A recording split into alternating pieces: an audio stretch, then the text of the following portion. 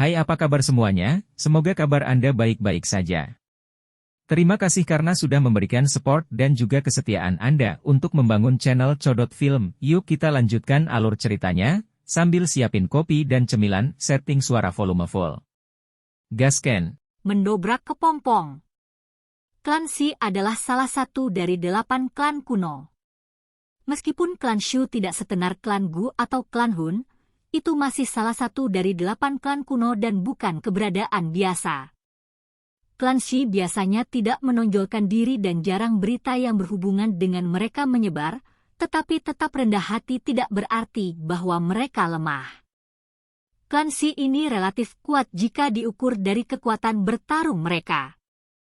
Klan Shi jauh lebih kuat dari klan Ling, yang merupakan yang pertama menghilang. Ada banyak individu kuat dalam klan yang memiliki fondasi yang sangat kuat.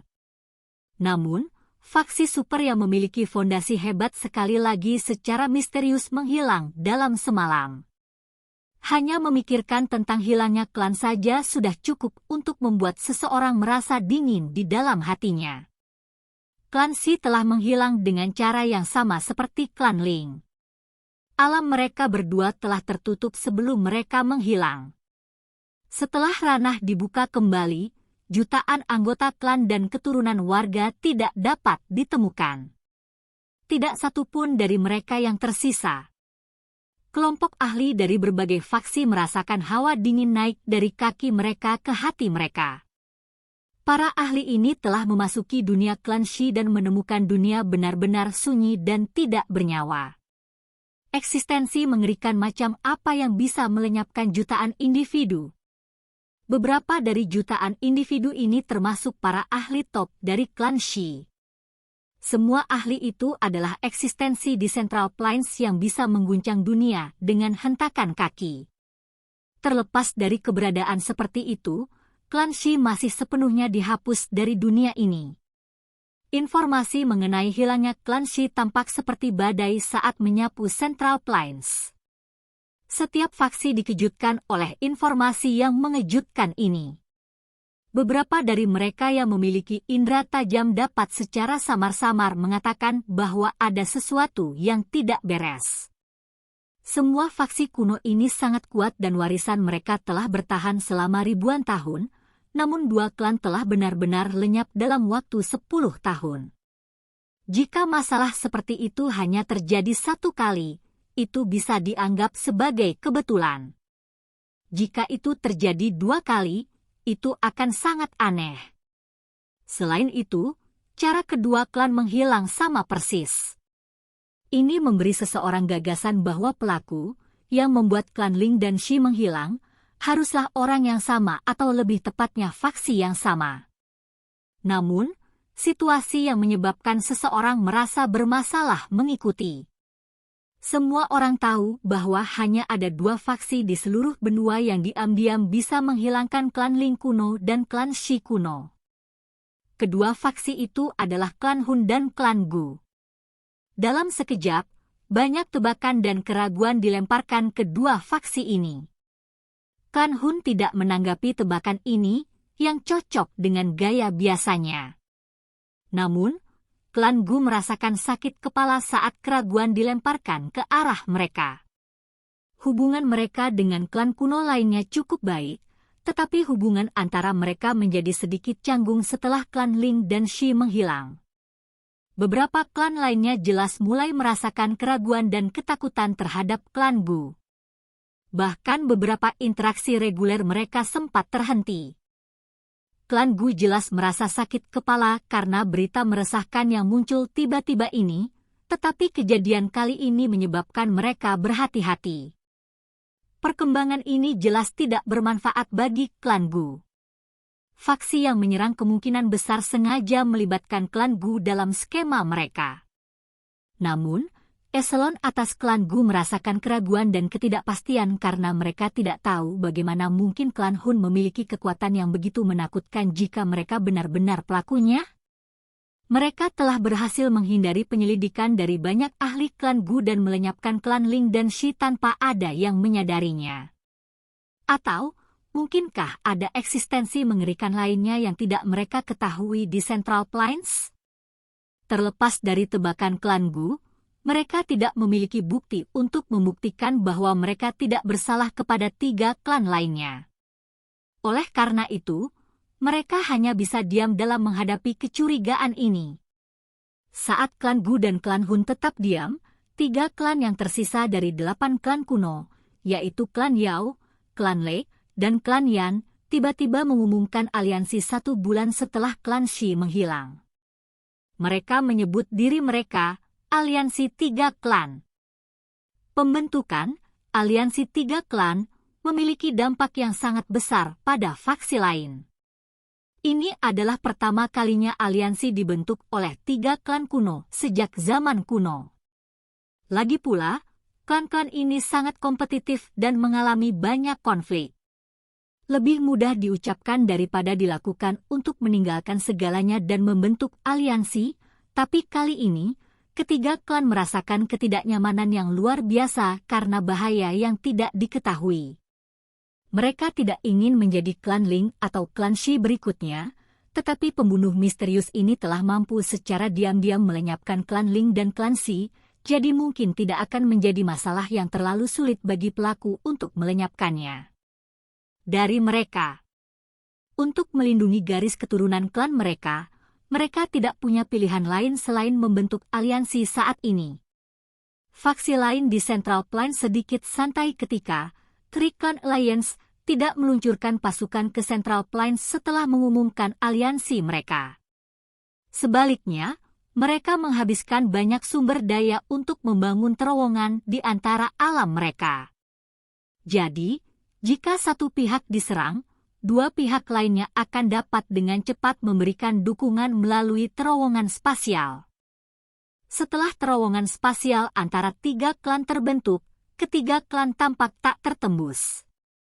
Pada saat ini, klan ini akhirnya mulai berangsur-angsur rileks.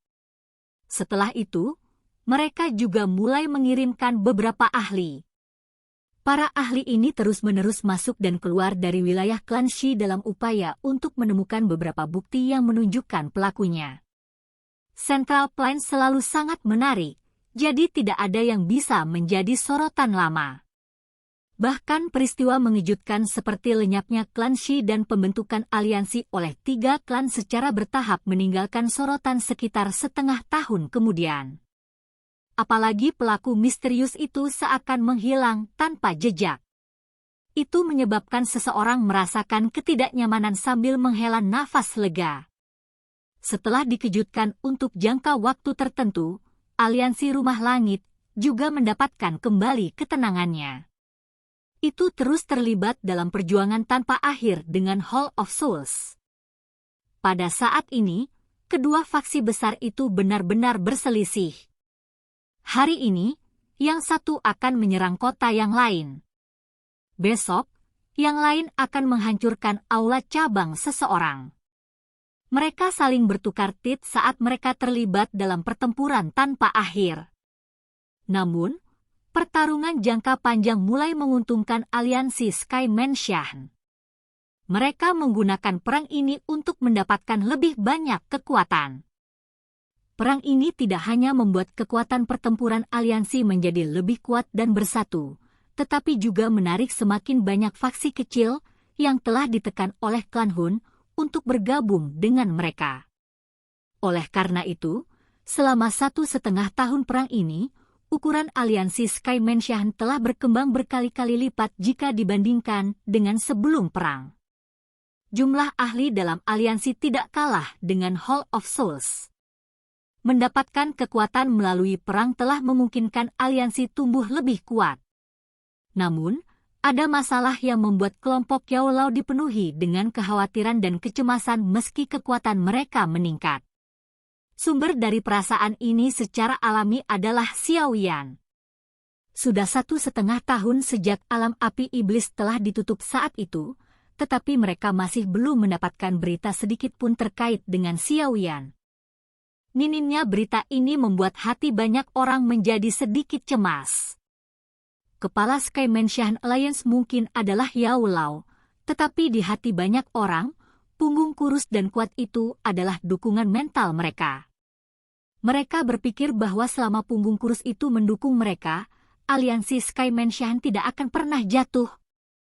Terlepas dari betapa cemasnya perasaan mereka, kenyataan itu kejam. Tidak ada aktivitas dari tempat itu sampai sekarang. Waktu tidak akan berhenti karena siapapun. Oleh karena itu, setelah api iblis disegel selama 2 tahun penuh, untaian harapan di hati banyak orang mulai meredup secara bertahap. Kelompok Yao Lao tidak bisa berbuat apa-apa untuk membendung situasi seperti itu. Mereka hanya bisa menghentikan beberapa pertempuran ofensif dan beralih ke pertahanan. Sementara aliansi Sky Mansion mengubah metode bertarungnya, alam api iblis akhirnya mengungkapkan beberapa kehidupan setelah diam selama 2 tahun. Alam api iblis masih sepanas telur kristal besar yang melayang di langit di atas wilayah laut magma. Permukaan telur kristal itu berkilau. Ada kalanya, samar-samar ada bibit api yang melompat-lompat, muncul seperti peri yang dipenuhi dengan spiritualitas. Retak! Suara samar tiba-tiba keluar dari kesunyian. Jika mata seseorang melirik, orang akan melihat bahwa permukaan telur kristal perlahan mulai retak. Setelah retakan pertama ini muncul, semakin banyak retakan mulai naik secara bertahap di atas telur kristal. Pada akhirnya, cangkang kristal besar jatuh dari atas. Bang! Cahaya merah muda dan keemasan tiba-tiba naik ke langit setelah telur kristal retak. Akhirnya, cahaya ini berubah menjadi tirai yang tersebar dari langit yang jauh. Keributan! Sebuah lengan tiba-tiba diperpanjang dari pilar cahaya saat sesosok tubuh dengan keras meregangkan pinggangnya yang malas. Tulang di sekujur tubuhnya mengeluarkan suara seperti guntur yang menggema di sekitar langit. Saya akhirnya keluar dari retret saya. Sesosok telanjang melangkah keluar dari pilar cahaya. Siapa lagi yang bisa dimiliki wajah sosok itu selain Xiaoyan? Namun, rambut hitamnya tersebar di bahunya, memberinya penampilan yang bebas dan tampan. Jika seseorang mengamati matanya dengan cermat, orang akan menemukan bahwa mereka telah berubah menjadi 2 teratai api yang sangat kecil. Bunga teratai berputar dan kekuatan hisap misterius samar-samar dipancarkan darinya, seolah-olah jiwa seseorang bisa terseret ke dalamnya. Ah, Xiaoyan Gege, kenapa kamu tidak memakai pakaian apapun? Suara jernih yang terdengar seperti mata air yang mengalir di lembah sementara disertai rasa malu muncul di belakang Xiaoyan segera setelah dia keluar dari pilar cahaya. Xiaoyan berbalik dan melihat sosok cantik itu, yang rambut hitam panjangnya tersebar di pinggangnya yang halus seperti air terjun. Mungkin itu karena dia tertidur saat berlatih, tapi wajah Sun Er yang indah seperti buah persik saat ini tidak memiliki kelembutan, sebaliknya, itu mendapatkan petunjuk pesona yang menggetarkan jiwa. Menambahkan sedikit rasa malu di wajahnya, yang dibutuhkan hanyalah satu pandangan dan Xiaoyan terpikat. Istri saya memang cantik. Pria telanjang itu melangkah melalui udara kosong dan menggaruk kepalanya sebelum dia tersenyum dan memuji wanita yang malu di depannya. Silakan pergi ke.